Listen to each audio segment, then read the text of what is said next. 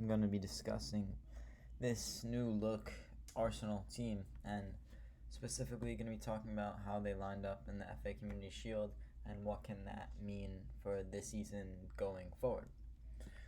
So obviously notable injuries, Zinchenko out. I think it was a question of fitness, more of injury. I think he's back for full selection now. But you have Timber come in, did his thing preseason, starts. Striker, Jesus was out, injured. Apparently re-picked up the same knee injury from the World Cup or something along those lines. Not really sure what the timetable is. Thinking it's 3-4 weeks, but who knows. Havertz was brought in, played up top, which was a shock. Thought we might see a little Nketiah action, or maybe a Trossard false nine. I know a lot of fans wanted, but the choice made by the manager was Havertz up top. And quickly, I just wanted to go from the back and talk about how they could line up in similar fashion with the fullback sort of array of options that Arsenal have created. Obviously, the default last year was Zinchenko to be in this left back spot and for him to come in, invert, create the box midfield, and for White to tuck in like this. And actually, Timber did a really good job of this throughout preseason and throughout the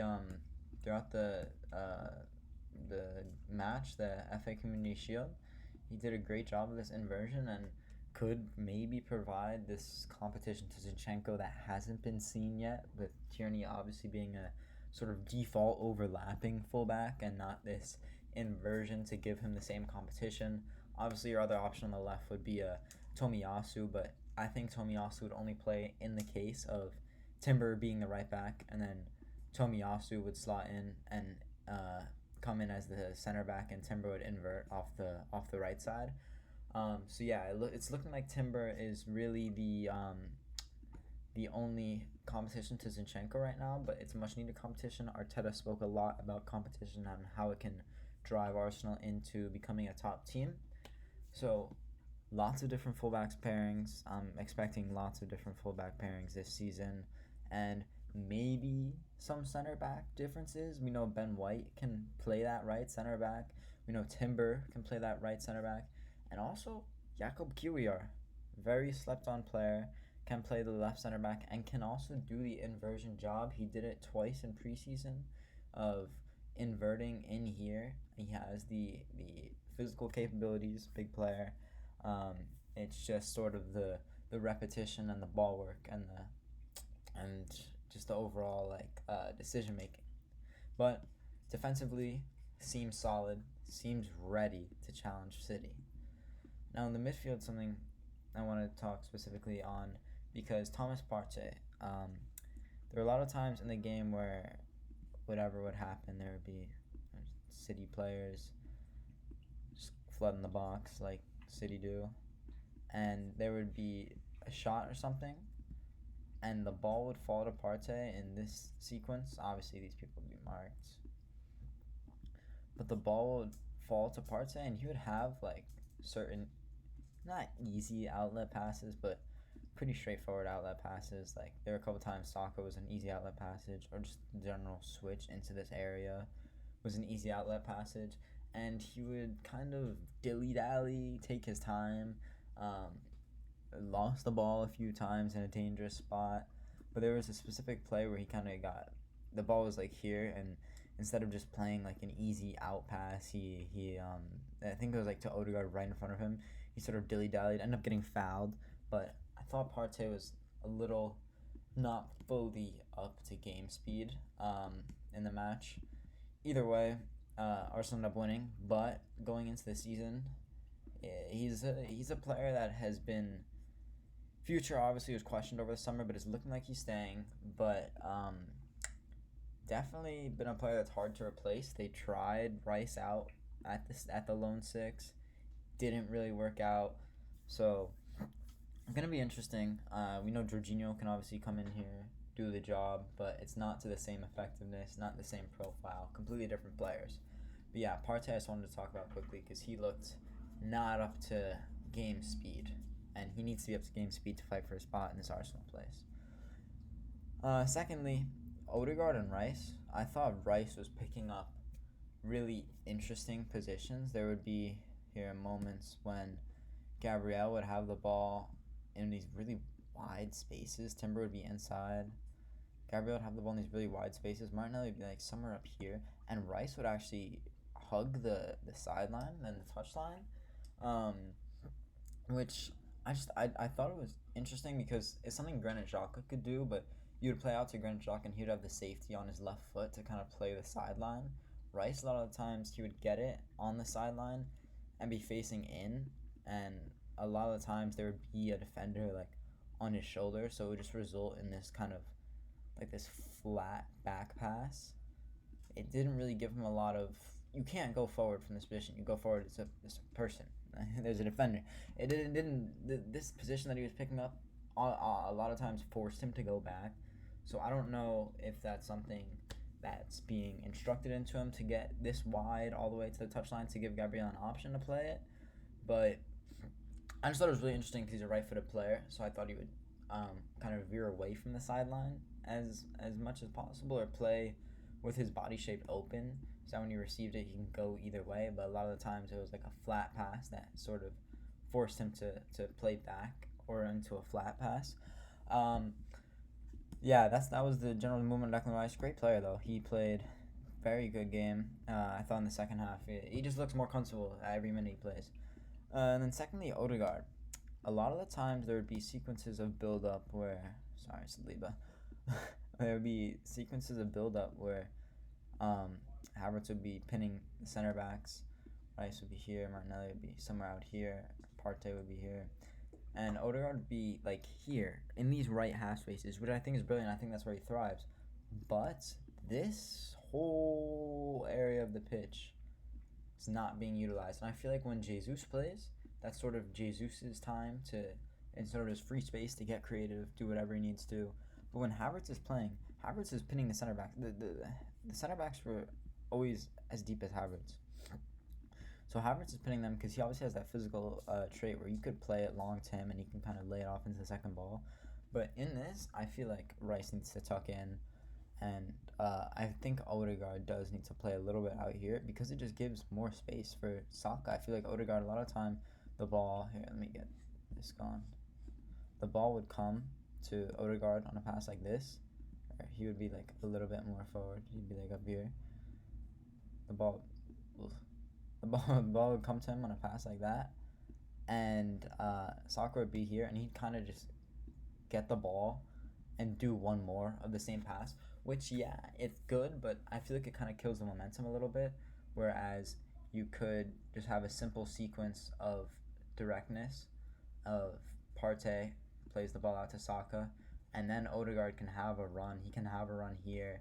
He can come short for the 1-2. I feel like there are a lot of times where he kind of slowed the sequences, and maybe he was just trying to set the tempo, but I think for him to be more effective, definitely needs to be ahead of Saka to combine with him, rather than trailing and playing him the ball and then doing whatever overlap or inversion he does.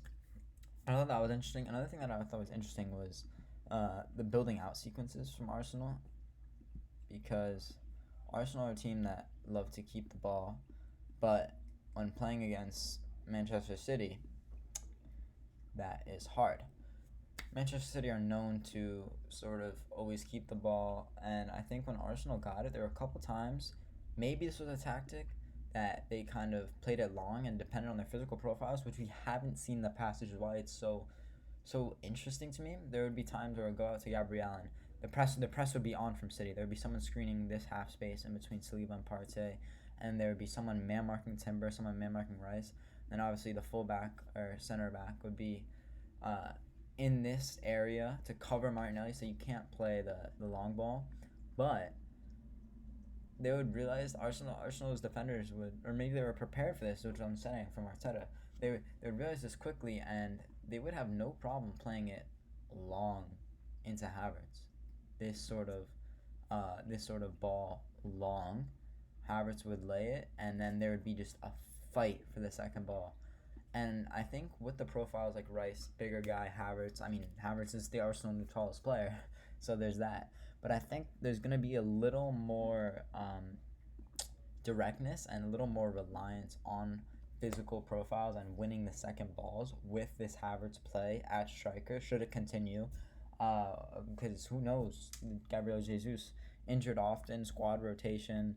He's not always going to be on the field, and it could be Kai Havertz. And I think that directness and that long ball gives them a whole new opportunity with Kai Havertz at strike. Speaking of Kai Havertz, getting into the attackers, I've talked about the defense and the midfield. Getting into the attackers now, lots of competition, only 3 spots.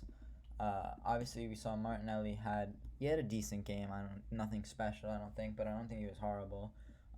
Still, not even the season starting yet, so not concerned at all. But what does concern me is Leandro Trossard, and I kind of want to talk about him really quickly. Sorry, Martinelli. When he came on, obviously we'd seen him preseason. He was cooking, baller, but sort of the combinations that he would like force, he sort of willed his way forward. I mean, he scored from this position even though he was on the left off a corner and whatnot. But I think if come the first match week, after a performance like that, I think Leandro Trossard gets himself starting, and it sort of revs up that competition again, and maybe pushes Martinelli to be better, and will sharpen both of them. But I do think there are a lot of times in the attacking sequences. Sorry, let me bring Gabby back. There are a lot of times in the attacking sequences where Martinelli wasn't as hungry for a goal, so to speak. There would be a lot of times. I want to talk about specifically Havertz's chance. Saka, White was down here. Oh no, White did the touch inside. Saka was somewhere here. Okay. On that specific chance, Ben White cut inside. I think it was Walker or someone. He cut inside. No, I don't remember who it was, but he cut inside on a really good touch. Played Havertz, and there was 2 defenders. But the thing was, Martinelli was completely out of the question. He was like over here. He ended up coming in for the rebound, but the ball came into Havertz, and he dilly-dallied whatever, shot it. The goalie blocked, and it came out to Martinelli. And Martinelli just kind of like drilled it. There was a whole sea of City players on the line. He like drilled it in, they cleared out. But if Martinelli makes this initial run in while the 2 center backs were busy with Havertz and end up going from Ben White into Havertz flat, if Martinelli did like fully committed and made his hungry run to score the goal, probably could have been another option. There were a couple times, that one I just remember specifically, there were a couple times where Havertz would have both the center backs on him, and the DM would be, or Stones, whoever was inverting, would be out here.